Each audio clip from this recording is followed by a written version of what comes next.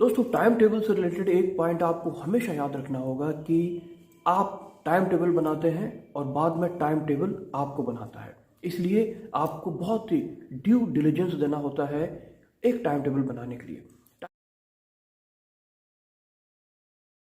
जय हिंद दोस्तों UPSC civil services और यूपीएससी इंजीनियरिंग सर्विसेज एग्जाम्स की तैयारी करने के लिए डेडिकेटेड टाइम शेड्यूल चाहिए कैंडिडेट्स को। कुछ कैंडिडेट्स जो ऑलरेडी जॉब में हैं और वो इन प्रेस्टिजियस एग्जाम्स की तैयारी करना चाहते हैं, तो उनके सामने कुछ चैलेंजेस आते हैं।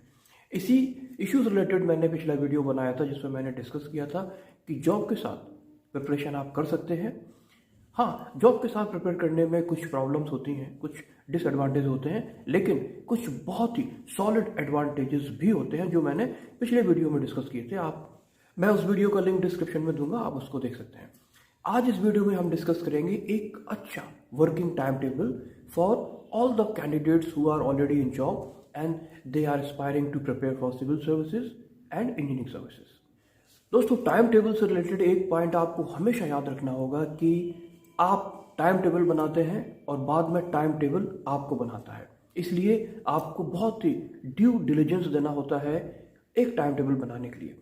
टाइम टेबल बहुत ही ज़्यादा एम्बिशियस और बहुत ही ज़्यादा फ्लैम्बॉयंट नहीं होना चाहिए, बल्कि रैशनल प्रैक्टिकल होना चाहिए, जिसको कि आप एडहेयर कर सकें, जिसको कि आप फॉलो कर सकें। इसलिए टाइम टेबल बहुत ही मेटिकुलसली बनाइए। मैं आज आपके साथ जो टाइम टेबल आपके साथ डिस्कस करूंगा ये प्रैक्टिकल है और फीजिबल है, क्योंकि इस टाइम टेबल को मैंने खुद इम्प्लीमेंट किया है अपनी प्रिपरेशंस के लिए। मैंने भी जॉब के साथ प्रिपेयर किया और इंजीनियरिंग सर्विसेज को क्लियर किया। डिस्कस करूंगा आपके साथ। ये फीजिबल है, रैशनल है और वर्केबल है। ये सिर्फ एक एक्सेल शीट पे मैथमेटिकल एक्सरसाइज नहीं है, ये आप इम्प्लीमेंट कर सकते हैं अपने लिए। टाइम टेबल बनाने के लिए 2 पॉइंट्स को आप बहुत अच्छे से वर्कआउट करिए। पहला पॉइंट, आपके सारे टारगेट्स आपके सामने क्लियर होना चाहिए, यानी अपनी पूरी प्रिपरेशन प्लान की और उसके छोटे छोटे मॉड्यूल्स में आपने डिवाइड किया, annually, quarterly, monthly, fortnightly, weekly और डेली। और दूसरा इंपॉर्टेंट पॉइंट है कि आप एक रेफरेंस सेट करिए। रेफरेंस यानी कि आप एक ऐसे कैंडिडेट को वर्कआउट करिए जो आपका कंपैटिटर है और जो फुल टाइम स्टडीज में इन्वॉल्व है, फुल टाइम प्रिपरेशन में इन्वॉल्व है, वो जॉब नहीं कर रहा है। आप उसको देखिए कि वो एक हफ्ते में कितने घंटे पढ़ता है। ऑन एन एवरेज एक अच्छा कैंडिडेट जो फुल्ली इन्वॉल्व है प्रिपरेशन में, वो अराउंड 7 आवर्स देता है, 7 इफेक्टिव आवर्स देता है। मैं इफेक्टिव आवर्स की बात कर रहा हूँ क्योंकि इफेक्टिव आवर्स वो आवर्स होते हैं कि आप जितने घंटे पढ़ते हैं उतने घंटे का आउटपुट आपको मिलना चाहिए। यूजुअली जो कैंडिडेट देखा जाता है कि अगर कैंडिडेट 10 से 12 घंटे पढ़ते हैं एक दिन में, बट उनका आउटपुट 7 घंटे के आसपास ही होता है। इफेक्टिव आउटपुट उनका 7 घंटे के आसपास ही होता है।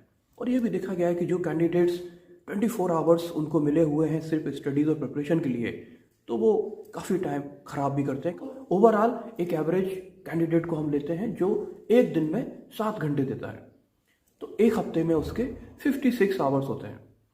अब ये आपका कंपेटिटर है, आपको एग्जाम में इससे कॉम्पीट करना है। तो अगर आपका कॉम्पिटिटर 56 आवर्स दे रहा है, तो आपको भी रेफरेंस सेट करना चाहिए 56 आवर्स के अराउंड। हम जो पहला टाइम टेबल बना रहे हैं, इसमें हम रेफरेंस फिक्स करेंगे 50 आवर्स का, यानी 50 आवर्स इन अ वीक। आप एक हफ्ते में 50 घंटे का टारगेट करेंगे पढ़ने के लिए। अब हम देखते हैं कि ये 50 घंटे आप कैसे निकालेंगे। दोस्तों, चलिए अब देखते हैं कि ये जो 50 आवर्स पर वीक का हमने टारगेट बनाया है, इसको हम कैसे अचीव करेंगे। इसके लिए आपको हर दिन 5 घंटे देने होंगे।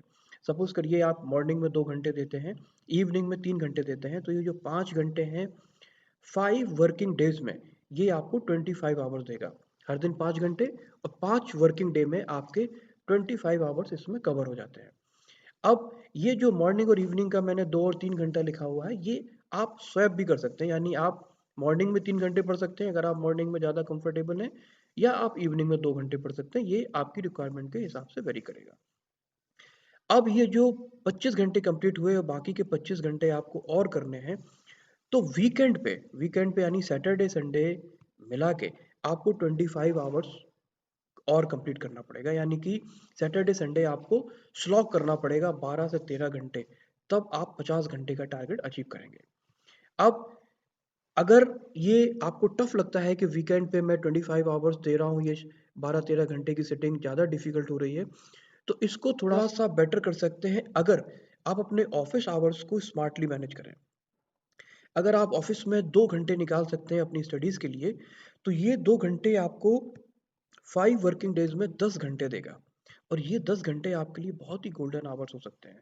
देखिए, अगर आप ये 10 घंटे मैनेज करते हैं, तो फिर वीकेंड पे जो आपको 25 आवर्स कवर करना था, अब आपको सिर्फ़ कवर करना होगा 15 आवर्स, क्योंकि ये 10 घंटे आपने ऑलरेडी मैनेज कर लिए ऑफ़िस आवर्स में। तो ये जो 15 घंटे हैं, यानी अब आप वीकेंड पे 7 घंटे और 8 घंटे पढ़ के सैटरडे संडे ये 50 आवर का टारगेट पूरा कर सकते हैं। अब मैं आपको बताता हूँ कि ये जो 5 घंटे आप हर दिन कैसे निकालेंगे। देखिए, 24 घंटे का डिस्ट्रीब्यूशन करते हैं।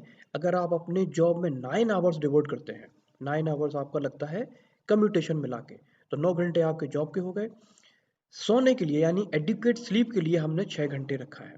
आपके डेली कोर्स जिसमें नहाना, खाना और बाकी एक्टिविटीज़ होती हैं, उसके लिए 2 घंटे। 1 घंटा मैंने रखा है इमरजेंसी के लिए, कोई अनफोर्सीन चीज़ अगर आपके सामने आती है जिसके लिए आपने प्लान नहीं किया है, तो 1 घंटा आपने वो रखा। ये सब मिला के होते हैं 18 आवर्स। तो आपके पास बचते हैं 6 घंटे। 6 घंटे वैसे मैंने 5 घंटे रखे हैं आपके स्टडीज़ के लिए और 1 घंटा मैंने निकाल के रखा है एक्सरसाइज़ के लिए, जो कि बहुत ज़्यादा ज़रूरी है। एक्सरसाइज़ आप कैसे करेंगे, कौन-सी करेंगे, कब करेंगे, ये मैं डिस्कस करूँगा वीडियो में आगे। लेकिन ये वो 5 घंटे हैं स्टडीज़ के जो मैंने आपसे डिमांड किए हैं, जो आप इज़िली निकाल भी सकते हैं। दोस्तों, अब तक हम देख चुके हैं कि 24 आवर्स का सेग्रीगेशन आपको कैसे करना है, अलॉटमेंट कैसे करना है और वहाँ से 5 घंटे आपको निकालने हैं। 5 घंटे आप जो निकालेंगे तो वीक में आप 50 घंटे का टारगेट पूरा कर पाएंगे, जो कि आपको करना है क्योंकि आपका कंपैटिटर बढ़ रहा है। अब आप इस स्लॉट को, जो आपने 50 घंटे का स्लॉट निकाला है, इसको आप प्रोडक्टिव आवर्स और नॉन प्रोडक्टिव आवर्स में डिवाइड करिए। प्रोडक्टिव आवर्स वो होंगे जब आपका फोकस, कंसंट्रेशन, एनर्जी लेवल सबसे ज़्यादा रहता है और नॉन प्रोडक्टिव आवर्स वो होते हैं जब आपका फोकस, कंसंट्रेशन बहुत ज़्यादा नहीं होता है और आप एक्सटर्नल फैक्टर्स में भी होते हैं, यानी कि नॉइज़ हो रहा है, आप अकेले नहीं हैं, कुछ लोग हैं वहाँ पे, तो ऐसी सिचुएशन को हम नॉन प्रोडक्टिव आवर्स में स्लॉट करते हैं। जो प्रोडक्टिव आवर्स है, इसमें आपको नया कंटेंट पढ़ना है और रिवीजन करना है और जो आपके नॉन प्रोडक्टिव आवर्स हैं, उसमें आपको मैक्सिमम राइटिंग का काम करना है, नोट्स प्रिपेयर करने हैं, करंट अफेयर्स पढ़ना है, न्यूज़पेपर पढ़ना है, मैगजीन्स पढ़ना है। ये सारे काम आप करेंगे नॉन प्रोडक्टिव आवर्स में। अब ये जो प्रोडक्टिव और नॉन प्रोडक्टिव आवर्स हैं, ये पर्सन टू पर्सन वेरी करते हैं। आपको देखना पड़ेगा कि आपका जो स्केड्यूल बन रहा है, जो टाइम टेबल बन रहा है, आप कितने प्रोडक्टिव आवर्स निकाल पाते हैं और कितने आपके नॉन प्रोडक्टिव में कन्वर्ट हो जाते हैं। बट आपको इनको इस हिसाब से यूटिलाइज करना है, क्योंकि अगर आप नॉन प्रोडक्टिव आवर्स में पढ़ने बैठेंगे, कुछ नया कंटेंट पढ़ेंगे, जब आपका फोकस और कंसंट्रेशन ऑप्टिमम नहीं है, तो आपको आउटपुट नहीं मिलेगा। एंड वाइस वर्सा, यानी कि आपके प्रोडक्टिव आवर्स हैं और आप उसमें लिखने बैठ गए या नोट्स बनाने बैठ गए या न्यूज़पेपर पढ़ने बैठ गए, तो उसमें भी आपको आउटपुट उतना नहीं मिलेगा जितना आपको मिलना चाहिए। तो ये चीज़ आपको बहुत ही स्मार्टली मैनेज करनी है। फ्रेंड्स, मैंने जो टाइम टेबल आपके साथ डिस्कस किया है, ये एक स्केलेटन है टाइम टेबल का। आप इसको रिक्वायरमेंट के हिसाब से इसमें आप रीशफलिंग कर सकते हैं, कस्टमाइज़ कर सकते हैं कि आप मॉर्निंग आवर्स में कितना पढ़ेंगे, नाइट में कितना पढ़ेंगे, वीकेंड्स में कितना पढ़ेंगे और ऑफिस आवर्स को आप किस तरह मैनेज करेंगे। ये बिल्कुल आपको कस्टमाइज़ करना होगा आपकी रिक्वायरमेंट के हिसाब से। अगली वीडियो में डिस्कस करूंगा कि ये जो हमने टाइम टेबल बनाया है, स्केलेटन बनाया है टाइम टेबल का, अब किस टाइम पे आप अपने सिलेबस का कौन सा पार्ट पढ़ेंगे, कहाँ पे आप ऑप्शनल को पढ़ेंगे, कहाँ पे आप जनरल स्टडीज़ को पढ़ेंगे, कहाँ पे आप करंट अफेयर्स को कवर करेंगे, ये सब मैं डिस्कस करूंगा नेक्स्ट वीडियो में। दोस्तों, इस वीडियो से रिलेटेड, इस टॉपिक से रिलेटेड अगर आपको लगता है कि कोई पॉइंट और भी है जिसको आप डिस्कस करना चाहते हैं, तो इसको आप कमेंट बॉक्स में मेंशन करें, मैं अगले वीडियो में उसको भी कवर करूँगा। Friends, I am wishing you very very best of luck. Stay safe, stay healthy, and do take very good care of yourself. जय हिंद दोस्तों।